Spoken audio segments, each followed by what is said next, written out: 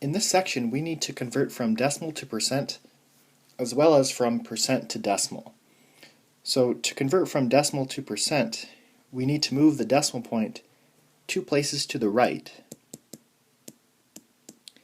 and then put the percent sign.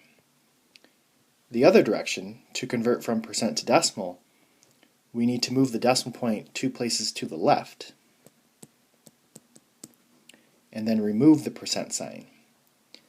So for questions 1 through 3, they want us to express each decimal as a percent. So I need to move each decimal point 2 places to the right.